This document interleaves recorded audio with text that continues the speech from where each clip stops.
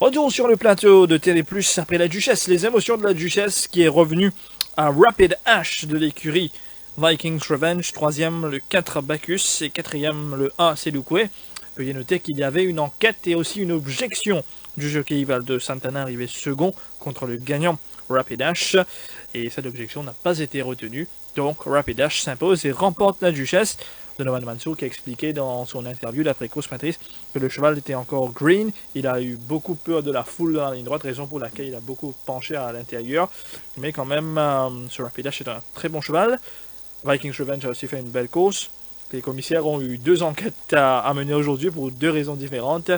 Mais quand même, voilà un peu pour aujourd'hui. Oui, voilà un peu pour aujourd'hui. Espérons pas prendre encore l'enquête. Ouais. Et le récit trouve sur Redon et le cheval a dévié. Et le corps souvent qui est une piste de nez dans les courses là, quand il peut rentrer, c'est le cheval Bacchus. Oui, Bacchus a été gêné, mais comme les autres, il faudront Voilà. le revoir. Voilà. On y va à la radio également avec Joe dans quelques instants, après les émotions bien sûr de la Duchesse. Les chevaux sont derrière les stalles. Merci Joe. Oui, on est en direct sur Radio Plus également pour suivre la 7ème course maintenant avec Saint-Pantin au départ après le retrait du numéro 1, Captain Arrow. The Mauritian de l'écurie Gajadar est coté à 270 roupies, 390 roupies Jewel 4, 870 Color My Fate, United Prince favori à 170 roupies et Baluchi coté à 1250 roupies. Patrice, votre choix pour cette 7ème épreuve sur 990 mètres. Sur 990 mètres, on va pas le point de surprise, hein, mais par quoi on parle pas de victoire de United Prince. United Prince, c'est pour ce deuxième fois, il vient de gagner un peu au coup là. Ouais. Il a fait troisième, ce premier sorti, un peu au coup là l'année dernière, on rappelle. Et tu as Cartel Boss, tu as Captain Lannister qui te gagne dans les courses là. Ouais. Et il pas de salle devant ça joue là. Et à ce moment, pas connaît sa quatrième couleur là, s'il pour cavale devant, Voilà. pas connaît. Et danger principal pour lui sera The Mauritian, qui est très très rapide, mais les deux, il y a quatrième et cinquième couleur, des couleurs extérieures. Donc un peu la troisième et quatrième couleur, parce que le numéro 3, ça tient la troisième couleur, Captain Arrow retiré. Donc à voir, et pour la troisième place, on va mettre Color My Fate. On y va, direction le Champ de Mars pour suivre cette épreuve. Baluchi dans le deuxième. United Prince. Part du quatrième couloir, on attend The Mauritian. Tout cela, bientôt le départ.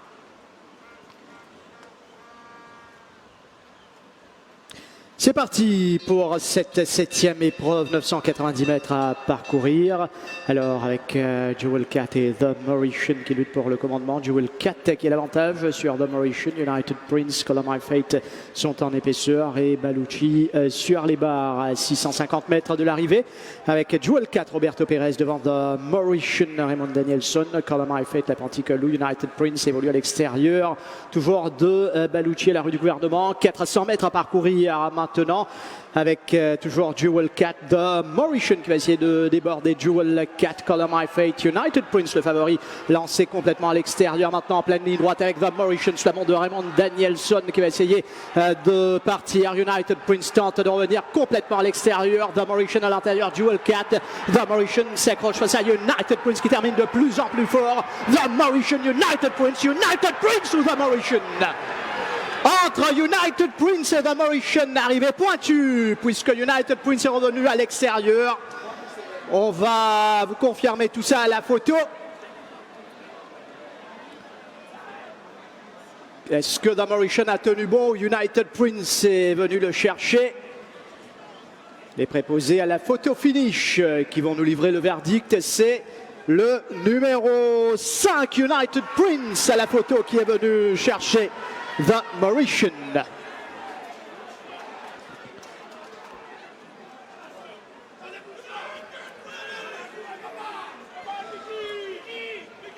Passe un peu plus. Nous regardons ça la ligne droite finale là, en direct. Vous trouvez The Mauritian devant United Prince, regardez ça avec les corps qu'il prend là. Là, il finit par perdre les courses. Ouais. Mais United Prince, ça ne fait pas sur classe. Par rapport à les autres coursiers là, c'était le meilleur coursier sur papier. Et il termine très très fort. Et ce jockey-là, il a une bonne balance et une bonne pointe pour du capable, une tienne Danielson l'orbite.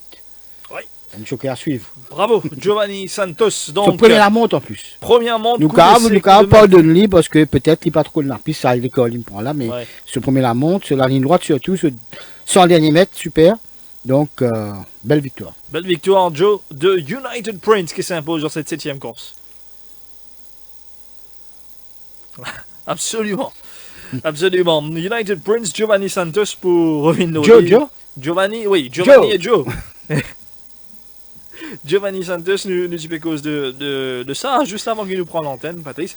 Vous voyez, les Brésiliens, que ce soit Ivaldo Santana, Manu Nunes, parfois nous avons l'impression qu'ils ne sont pas strong at the finish. Celui-là, il est différent. Celui-là, il est différent. Hein. Celui-là, il est complètement différent.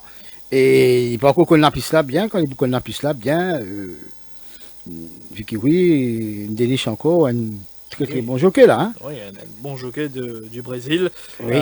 J'ai eu l'occasion, Joanny, causant avec lui mardi dernier, quand j'ai fait une interview avec Vicky Rui. Le jockey ne comprend pas beaucoup l'anglais. Mais c'est pas important, c'est important, c'est qu'il connaît la piste maintenant. Ouais. À 350 mètres, 400 mètres de l'arrivée, Patrice. Moi j'ai fait des courses. Ben oui, il est en 4e épaisseur. Il a 400 longueurs à refaire sur The Mauritian qui voyageait bien. Et il peut hésiter entre passer à l'intérieur, à l'extérieur, oui. Finalement sortir à l'extérieur complètement. Et quand il tournait dans Mauritian, il a 3-4 longueurs d'avance sur lui. Et lui, il peut faire tout côté pagode à l'extérieur. Mais le cheval aussi, nous a dit, hein, credit to the trainer. Et The Horse, voilà. Le cheval, sur papier, était le meilleur cheval, mais c'est pas sa façon de courir, c'est pas la meilleure course pour lui. Mais voilà, et il fallait que le cheval soit bien, et aussi, il fallait un jockey vraiment qui a une très bonne pointe au finish, qui pourra rattraper de Mauritian, et avec Raymond Danielson qui connaît la piste, Jean Moss, comment se pousse. Exactement. Raymond Danielson devra patienter peut-être encore 30 minutes, il aurait une bonne chance dans la dernière avec Monumental, mais sur sa route, il y aura un nouveau. Rich Folksoak, c'est un autre nouveau. War Chariot, et aussi peut-être, attention à ce Cabello Matsuniane, il n'est pas encore trop tenu, mais attention, sur Menelos, l'outsider, le value bet de Patricia dans l'émission de Plus. Restez branchés sur les plateformes du Défi Media Group, on va vous retrouver aux alentours de 17h, 17h05 pour le départ de cette dernière épreuve. À tout à l'heure. Merci.